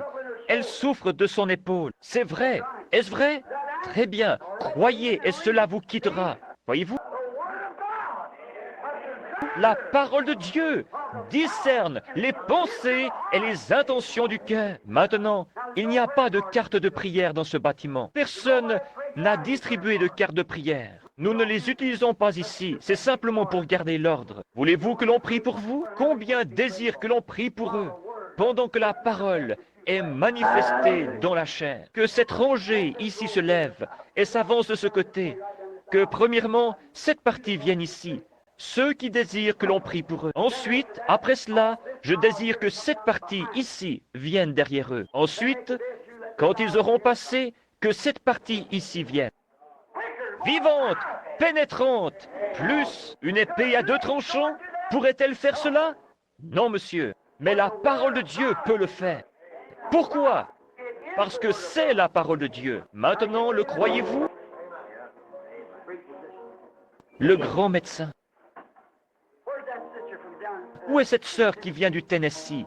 Sœur Anne Green, Downing. Le grand médecin est proche maintenant. Je n'oublierai jamais ce qui arriva à Fort Wayne ce soir-là, lorsque cette jeune fille Amish ou qui était assise là joua le grand médecin est proche maintenant. Quand elle entendit que ce petit garçon était guéri, elle fit un saut.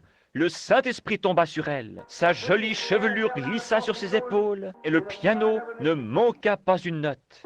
Le grand médecin est proche maintenant, le compatissant Jésus. Une puissance surnaturelle faisait bouger les touches du piano et cela jouait. Le grand médecin est proche maintenant.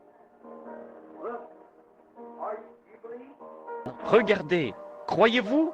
Vous devriez le faire. Maintenant, souvenez-vous, lorsque vous passez. Cependant, si vous ne le croyez pas, ne venez pas, restez assis. Dites, je ne vais pas m'avancer sans conviction. Je viens en le croyant fermement. La Bible dit, ces signes suivront ceux qui auront cru. S'ils imposent les mains aux malades, ceux-ci seront. C'est exactement cela. C'est à une certaine condition, si vous croyez cela. Maintenant, moi, je le crois. Dieu vous a prouvé que je croyais cela. Voyez-vous, il manifeste sa parole pour montrer que c'est sa parole. L'accomplissement de l'Écriture le démontre. Maintenant, croyez cela quand vous passerez par ici. Voulez-vous le faire? Et alors que je vous impose les mains? C'est exactement ce que la Bible a dit. As-tu ici l'huile pour l'onction, frère Neville? Prends-la et viens de l'autre côté. Accomplissons l'Écriture. Viens de ce côté et oins chaque personne alors qu'elle passe. Et nous prierons pour elle. Maintenant, afin que je sois sûr que j'ai la prière de la foi pour chacun de tous ceux qui sont des croyants, posent leurs mains sur quelqu'un d'autre. Étendez votre bras et croisez vos mains les uns sur les autres. C'est là que nous allons découvrir quelque chose dans quelques minutes. Je verrai ainsi combien mon Église a avancé dans ce que nous croyons. Je désire voir combien les gens sont avancés. Je désire voir combien les gens sont avancés et combien ils sont prêts à prendre l'épée pour monter au front et dire « Je te défie, Satan, je te défie. Tu ne peux plus me faire douter. Pourquoi ces choses sont-elles faites? Pour que les gens croient. C'est la parole. C'est cela qui vous montre que je vous prêche la vérité, la parole. La parole faite chair en vous, devenue parole, devenue vie en vous, devenue vie en moi. Voyez-vous, le grand médecin. Très bien, inclinons nos têtes maintenant. Seigneur Jésus, le grand médecin est proche maintenant. Tu es le médecin. J'ai prêché ta parole et ta parole a déclaré que tu étais ici et que tu es le même hier, aujourd'hui et éternellement. Et que tu ne peux faillir. Tu ne nous as jamais fait défaut, Seigneur. Et maintenant, puissent les bénédictions de Dieu reposer sur chacun de ceux qui ont leurs mains sur quelqu'un d'autre. Et alors que nous venons, ce sont des croyants. Et que nous les oignons d'huile, le pasteur et moi. Et que nous les faisons passer par cette ligne. Puissent-ils tous passer par ici avec la foi pour croire cela. Et savoir que le Dieu du ciel lui-même est présent. Puisse chacun puisse-t-il le faire, 7 fois au moins, Seigneur. Fais que cela pénètre, Seigneur, une fois. Ouvre leurs yeux, Seigneur, afin qu'ils puissent voir ce qui se passe, et afin qu'ils ne soient pas comme des aveugles qui chancellent, et qu'ils voient la réalité de la présence d'un Jésus-Christ ressuscité. Accorde-le, Seigneur, par le nom de Jésus. Amen. Je vous recommande, au nom de Jésus-Christ, de ne pas venir dans cette ligne de prière, à moins que vous ne sentiez que vous avez cette foi parfaite. Parce que vous ne feriez que prendre la place de quelqu'un d'autre. Ne faites pas cela. Pendant tout le temps que je vous ai prêché, vous ai-je déjà dit quelque chose qui ne soit pas arrivé? Exactement. Le Seigneur a fait cela. Il ne l'a pas fait pour moi, car je crois. Il l'a fait pour vous, afin que vous puissiez croire que ce que je vous dis est la vérité. Maintenant, croyez-le. Ça ira bien, et vous guérirez. En venant ici, déposez votre incrédulité dans cette poche spirituelle là en bas. Vous ne la verrez pas, mais elle sera là. Quand cette huile vous touchera, déposez votre incrédulité à cet endroit. Déposez-la et partez avec cette foi parfaite que vous êtes guéri. Voulez-vous le faire? Alors que le Seigneur vous bénisse. Très bien, je vais demander à quelqu'un qui peut diriger les chants de... Où est ce grand prédicateur, frère? Quel est son nom? Caps, frère Caps. Est-il dans la ligne? Que dites-vous? Venez ici, frère Caps, et mettez-vous là, et chantez avec l'assemblée, pendant que nous prions tous. Le grand médecin est proche maintenant. Que chacun de vous chante avec son cœur. Ne chantez pas comme cela en disant, je vais chanter, grand médecin est proche. Maintenant, le compatissant Jésus, il réconforte. Le cœur abattu, le compatissant Jésus. Oh, oh, oh là là. Soyez sur vos gardes. Soyez prêts à agir. Soyez vigilants. Oui, le grand médecin est ici maintenant. Le compatissant Jésus. Il prouve qu'il est ici. Je crois en lui. Amen. Très bien. Que ceux qui ont la foi s'avancent.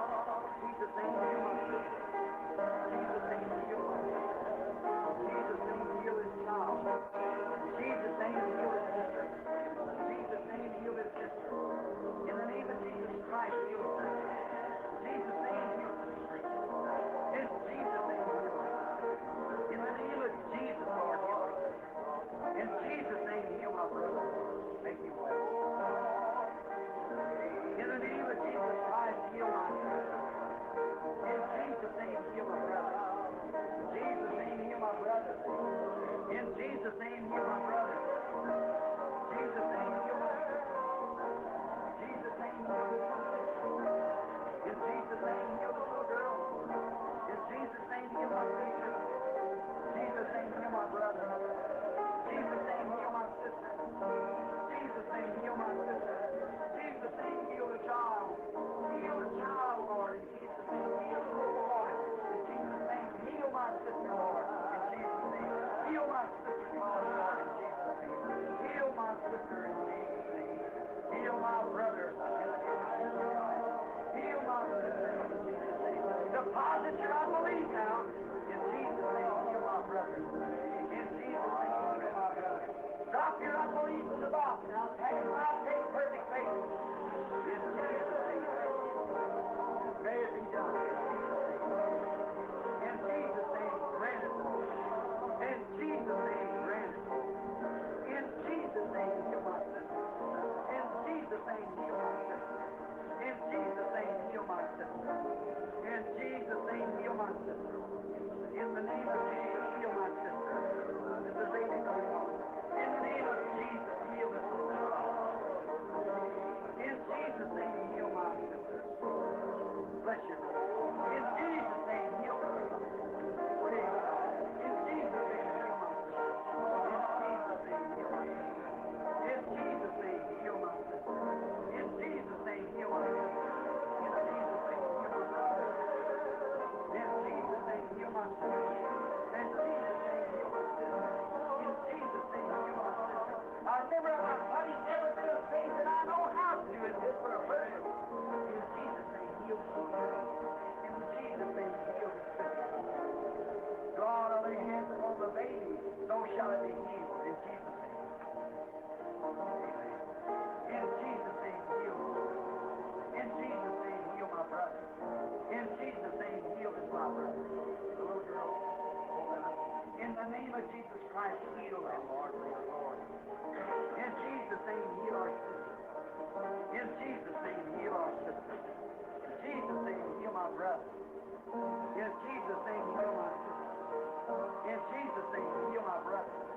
In Jesus' name, heal my sister. In Jesus' name, heal my sister. Jesus, heal my little brother. In Jesus' name, heal my sister. In Jesus' name, heal my sister. In the name of Jesus Christ, I ask for healing. In Jesus' name, heal my sister, Lord. In Jesus' name, heal my little brother. In Jesus' name, heal my sister. In the name of Jesus Christ, heal my sister. In Jesus' name, heal my sister. In the name of Jesus Christ, heal my brother. The child. In Jesus' name, heal him, Father. In Jesus' name, heal my brother. In Jesus' name, heal my sister. In Jesus' name, heal my brother. In Jesus' name, heal my brother. In Jesus' name, heal my sister. In Jesus' name, heal my sister. Jesus' name, my brother. Heal my sister. Heal my brother. In Jesus' name. Heal my sister. In Jesus' name. Heal my sister. In Jesus' name. Heal my sister. In the name of Jesus. Heal my sister. Heal my sister's request, Lord, for her now. In Jesus' name, heal my sister. In Jesus' name, heal our brother. In Jesus' name, heal our brother. In the name of Jesus Christ, heal our sister. In Jesus' name, grant his request. In Jesus' name, heal my brother. Praise God. Deposit your unbelief. Come believing now. God will grant it. I'm believing it. And God will grant it. I believe it. I'm using all the faith I know how. They shall lay hands on the sick. They shall recover. In Jesus' name, heal my brother. In the name of Jesus Christ, heal my sister. Now on this side, Brother Neville. Elder down. A trophy of God's grace. This is man supposed to die a week or two ago. In the name of Jesus Christ, God, you must love him, Father, for you do a great thing for him. I lay my hands upon him in the name of Jesus Christ. Amen. Praise God. Lord God, upon his precious wife, I lay my hands on him in Jesus Christ for her healing. Amen. Tous ont-ils passé? Now, Maintenant, inclinons nos têtes. The great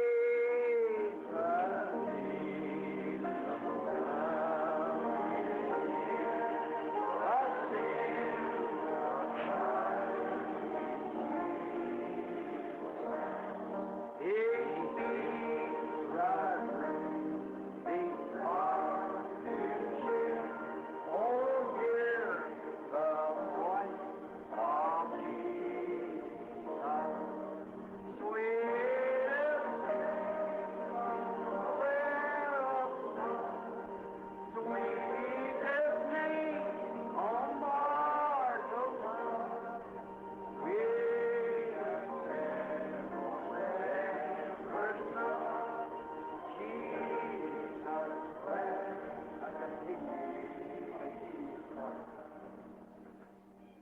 Know ye what I have done to you? Savez-vous ce que je vous ai fait? You call me your pastor. Vous m'avez appelé votre pasteur, et vous dites bien, car je le suis.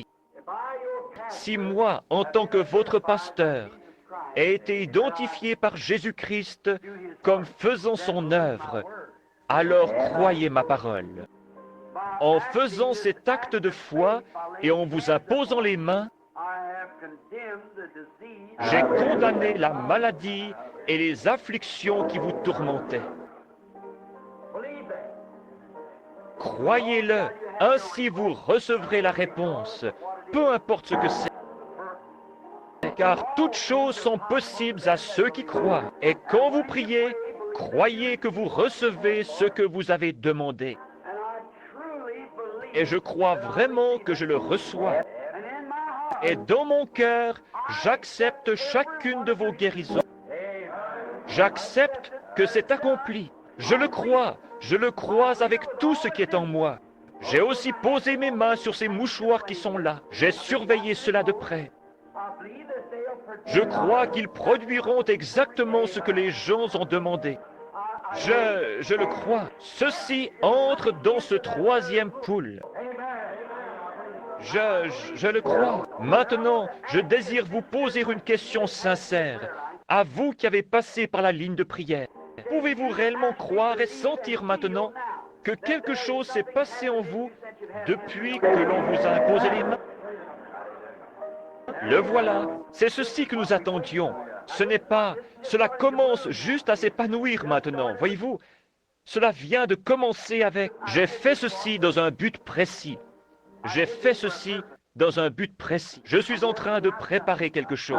Vous voyez, en prenant cette charge de foi et en retournant pour commencer et entrer, afin d'élever en quelque sorte la foi dans un cadre que vous n'avez jamais remarqué auparavant. Pas une foi quelconque, mais une foi parfaite, édifiée ici en dedans. Et observez un Dieu parfait, avec un cœur parfait, garder une promesse parfaite, par sa parole parfaite, qui est plus pénétrante qu'aucune épée à deux tranchants et qui discerne les pensées du cœur. Nous arrivons maintenant à la perfection parce que les gens doivent arriver à ceci afin que l'enlèvement ait lieu. Ce qui le retient en ce moment, c'est attendre que cette Église entre dans cette foi parfaite pour l'enlèvement. Je la cherche. Cela veut dire que je dois être secoué et abaissé, et cela veut dire la même chose pour vous. Mais ensemble, nous y arriverons par la grâce de Dieu. Amen.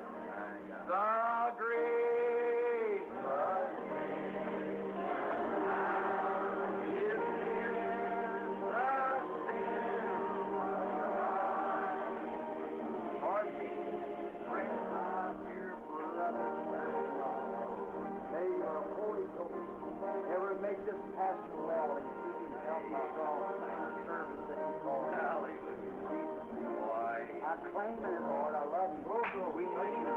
We know that we are believing in you. Praise God. Hallelujah. Amen. Thank you, Jesus. Oh, sweetest carol ever sung. Oh, Jesus, blessed Jesus. Hallelujah. Don't you love me? Ne l'aimez-vous pas? Just think right here and now. Pensez qu'ici maintenant, un travail a déjà commencé dans votre corps pour votre guérison, parce qu'il a promis que cela arriverait. Et maintenant, avez-vous saisi ce que j'ai dit ce soir? En avez-vous trouvé la clé?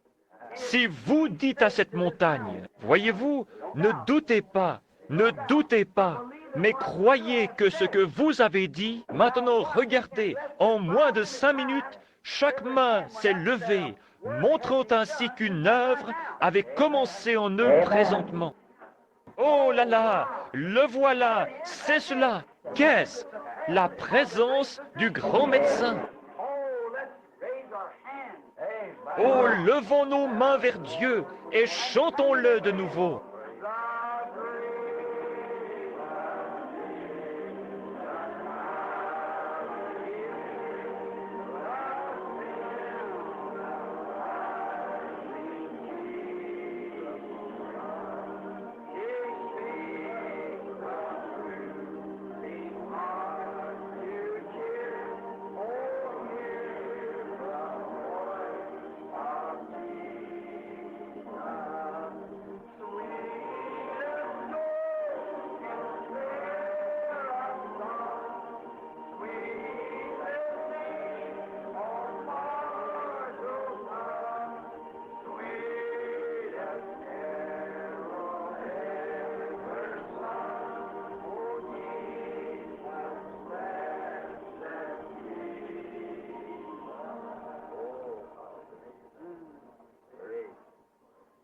Let's just stand still. Restons tranquilles une minute.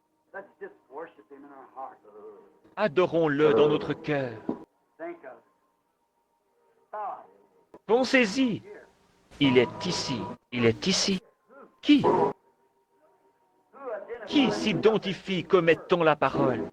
Au commencement était la parole, et la parole était avec Dieu, et la parole était Dieu. Et la parole fut faite chair, et habita parmi nous, le même hier, aujourd'hui et éternellement. La parole est plus pénétrante qu'aucune épée à 2 tranchants, et elle discerne même les pensées et les intentions. La raison pour laquelle vous êtes venus ici, dans quel but vous êtes ici, qui vous êtes? Elle a identifié que Jésus-Christ était le Messie. Et aujourd'hui, elle identifie qu'il est le même Messie hier, aujourd'hui et éternellement. Le grand médecin qui est ici a dit, These signs shall follow them. ces signes suivront ceux qui auront cru. S'ils imposent les mains aux malades, ils seront guéris. Et si vous dites à cette montagne, ôte-toi de là, et si vous ne doutez point en votre cœur, mais croyez, If He can create s'il peut créer des écureuils qui ne peuvent croire en aucun cas, ni n'en ont la faculté. C'est ma propre foi qui sort et fait cela. Ma foi dans ce qu'il m'a poussé à demander. Il m'a incité à le demander et j'ai accepté son défi. En obéissance à sa parole, je l'ai demandé et il est apparu. Dieu dans le ciel sait que c'est vrai. Peut-il aussi guérir les malades? S'il peut m'élever en amenant ma foi ici en haut, même pour les gens, même si eux ne peuvent grimper jusqu'à ce cadre-là, s'il n'y arrive pas, il peut utiliser ma foi. Il peut m'élever jusqu'à cette place. Et j'y monte pour vous. Je crois pour vous. Je parle pour vous. Je suis votre frère. Et en tant que votre frère, je me tiens là comme intercesseur. Et j'essaie de mon mieux de vous porter devant Dieu. Et je suis debout maintenant, juste devant le trône blanc, pointant mon doigt vers ce sacrifice sanglant et déclarant par son nom que c'est fait. Cela doit arriver. Cela doit arriver. Vous savez que c'est arrivé. Je sais que c'est arrivé. Et vous aussi le savez. Et c'est ainsi, c'est vrai. Amen. the carol ever sung. Oh, Jesus, blessed Jesus, sweet as snow in Seraph's song, sweetest name on mortal tongue.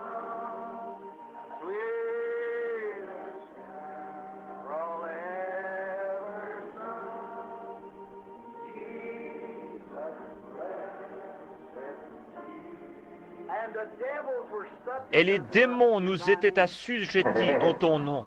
sweetest Le nom le plus doux sur la langue d'un mortel. Les démons, ce nom qui ressuscite les morts, qui guérit les malades, qui purifie les lépreux, qui chasse les démons, qui fait des chrétiens. Il n'y a pas d'autre nom sous le ciel. Je vis, je baptise, je crois, j'adore dans ce nom. Oh, laissez-moi en devenir une partie. Laisse-moi perdre mon moi et le retrouver, Seigneur, en toi. Ce nom, Jésus-Christ, le Messie oint. Laisse-moi me frayer un chemin à travers la boue de l'incrédulité, afin de refléter la beauté de Jésus-Christ, le même hier, aujourd'hui et éternellement. Maintenant, que Dieu vous bénisse. Quand vous reviendrez ici dimanche prochain, donnez le témoignage de votre guérison et de ce qui s'est passé cette semaine. Observez et voyez ce qui arrive. C'est terminé. Comment le savez-vous? Il m'a dit de le dire, et je l'ai dit. C'est cela, c'est terminé, je le crois. Maintenant, le pasteur, frère Neville. Juste un instant.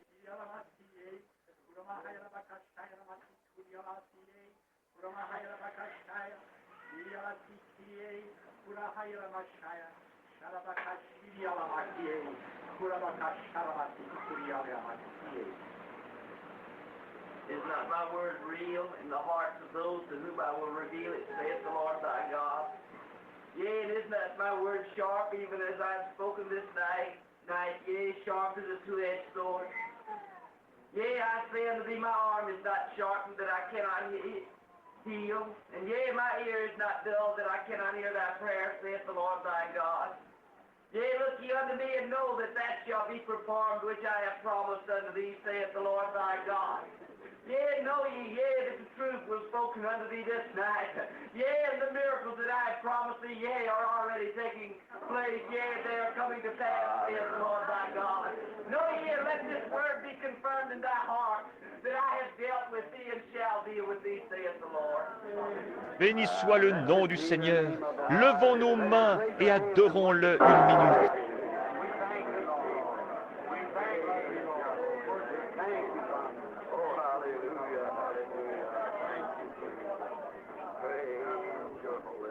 Maintenant, en tant que croyant, avez-vous remarqué la longueur du message et le rythme dans lequel cela a été dit? Et avez-vous observé l'interprétation faire de même? C'est cela. Observez que c'était exactement avec le message, confirmant que cette chose était la vérité et qu'il a déjà accompli ce qu'il vous avait promis. Observez la manière dont cela a été apporté et observez la manière dont ce fut interprété. Observez pendant combien de temps il a parlé et observez combien de paroles il a dites. Cela correspond exactement. Que le Seigneur vous bénisse jusqu'à ce que je vous revoie.